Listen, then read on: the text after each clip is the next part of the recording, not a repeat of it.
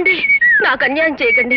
మీరు ఎవరితో లేచిపోయినా పర్వాలేదు, మీరెవరిని కట్టుకున్నా నాకు అభ్యంతరం లేదు. నన్ను మాత్రం మీ పాదదాసిగా, నన్ను మాత్రం మీ పాదదాసిగా, నన్ను మాత్రం మీ పాదదాసిగా. నీ నాటకం డైలాగు దెబ్బలు. మీరా?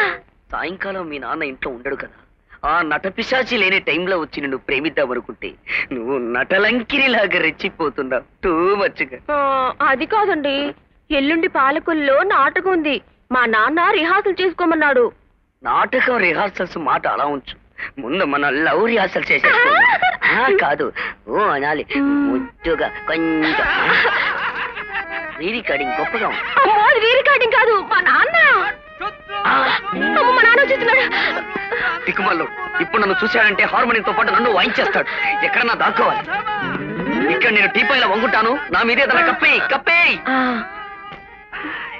తొందరగా. నన్ను మీ పాదదాసిగా, నన్ను మాత్రం మీ పాదదాసిగా, నన్ను మాత్రం మీ పాదదాసిగా, మారం మీ పాదదాసిగా. నాటకం పోర్షన్ జాగ్రత్తగా భట్టి వేస్తున్నావా? లేకపోతే పాలకొల్లు బిడ్డలు స్టేజ్ మీదకి బెడ్డలు మట్టి గడ్డలు విసురుతారు. నాన్న, హార్మోన్ ఎక్కడెందుకు లోపల పెడతాను.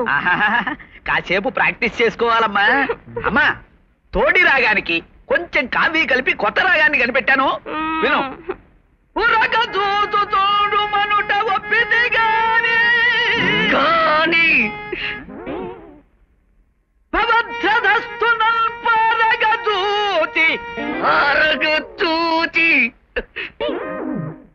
ఇదేమిటమ్మా, నేను హార్మోనీ రీడ్స్ మనిషి గాత్రం వినిపిస్తుంది.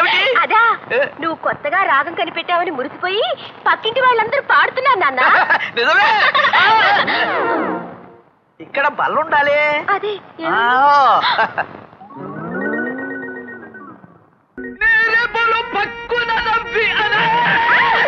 నాన్న, ఈ రాగం చాలా బాగుంది, ఇంకాపు. ఇది రాగం కాదమ్మా, అర్థనాదం, చావు కేక. అయినా బల్లలు గిల్లడం ఎప్పటి నుంచి మొదలెట్టినాయి. కాబోయే అల్లుడు నీదటాయి గిల్లుడు. అమ్మాయి కోసం వచ్చి నేను రావడం చూసి బల్లలు కుర్చీలు వేషం వేసే. రేపు మా నాటకంలో పోషాడం వేషం ఉంది, వేసి పెడతావా? ఇంతసేపు హార్మోనియంతో పాటు నన్ను వాయించింది చాలక పైగా పోషాణం పాషాణం అంటావు. కోపగించుకోక అల్లుడు. అది సరే గాని మా అమ్మాయితో నీ ప్రేమ విషయం మీ అమ్మగారికి నువ్వు చెబుతావా, లేర్మనీ పెట్టెతో సహా అమ్మాయిని వెంట పెట్టుకుని నన్నే రమ్మంటావా? అంత పని మాత్రం చేయకు మామ. ఒకవేళ నాతో చెప్పా చేయకుండా వచ్చారే అనుకోండి. అనుకున్నాను. మీరెవరో తెలియనట్టు నాటకం ఆడతాను, చస్తే నోరు ఇప్పను, దుష్యంతుడిలాగా. మరి మన పెళ్ళెప్పుడు? మా అమ్మ మంచి మూడ్ లో ఉన్నప్పుడు కబురు చేస్తాను, అప్పుడు వద్దురు గాని. అలాగే అల్లుడు గారు. ఈలోగా నేను హిందోళ రాగంలో కాస్త ఆందోళన కలిపి గాంధోళ రాగాన్ని కనిపెట్టాను, కాస్త వినిపెట్టండి. అక్కడ అల్లుడు గారు లేరు. ఏమయ్యారమ్మా? చూసొస్తాను.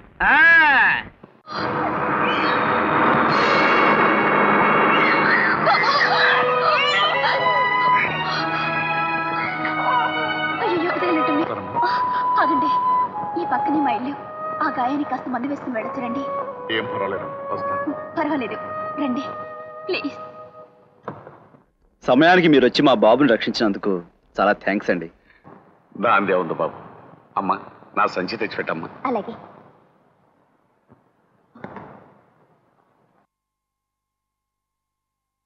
అన్నయ్య. ఏంటమ్మా? ఈ ఫోటో చూడన్నయ్యా.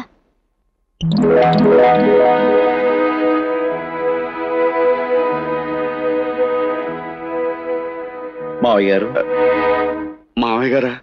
అదేమిటి బాబు? అదంతే మావయ్య గారు. ఉన్నదెవరో చెప్పండి. ఎవరేమిటి బాబు? నేను, నా భార్య చాముండేశ్వరి, మా పిల్లలు.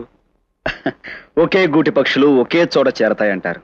అలాగే కావలసిన మనం అందరం చేరవలసిన చోటుకే చేరాం. నువ్వు చెప్పేదేమిటో నాకేం అర్థం కావట్లేదు బాబు.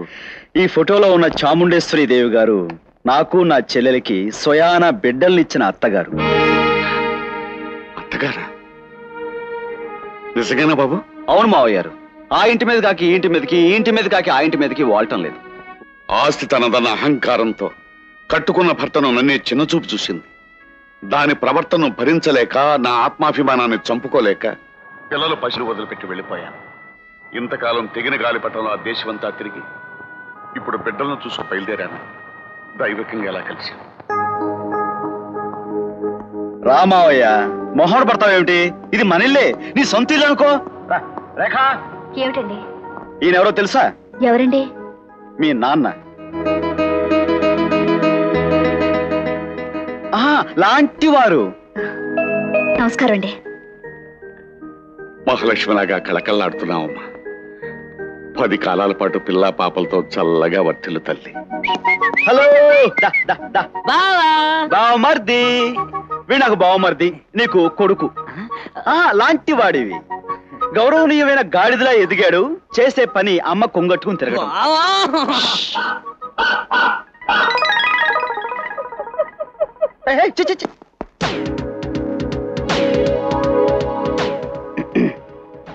మీ ఆవిడనే శాల్తీ వస్తుంది.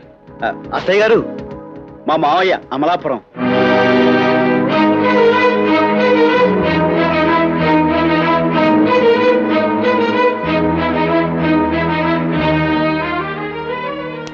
అత్తయ్య గారు, మీరేమిటి ఒకళ్ళనొకరు అలా చూసుకుంటున్నారు? మా మావయ్య మీకు ముందే తెలుసా? ఏమిటి అర్థం లేని మాటలు? ఎక్కడెక్కడి వాళ్ళు నాకెలా తెలుస్తారు? ఏం లేదు, సెంటిమెంటల్ గా చూపులు ఎక్స్చేంజ్ చేసుకుంటుంటాను. అమ్మా, ఇంత వయసు వచ్చినా బుద్ధి రాలేదా నీకు? బరువు బాధ్యతల్ని మర్చిపోయి ఎవరి కర్మకు వాళ్ళు వదిలేసి ఊళ్ళ పట్టుకు తిరుగుతావా? నేనా? ఊళ్ళ? ఎప్పుడే? నార్మల్. ఇంకొక క్షణం ఇక్కడున్నావంటే నేనేం చేస్తానో నాకే తెలీదు. వెళ్ళిపో.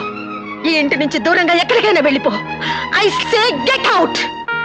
అత్తయ్య గారు, మా మావయ్యని ఇక్కడే పర్మనెంట్ గా ఉంచే ఏర్పాట్లో వచ్చాను. మరి మీరేమో మాట్లాడకుండా వెళ్ళిపోతున్నారు.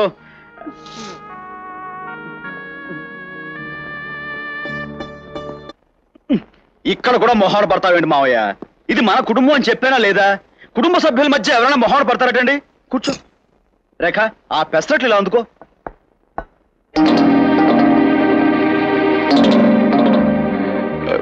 మా మావయ్యకి కాల్చిన పెసరట్లు అంటే మహా ఇష్టం.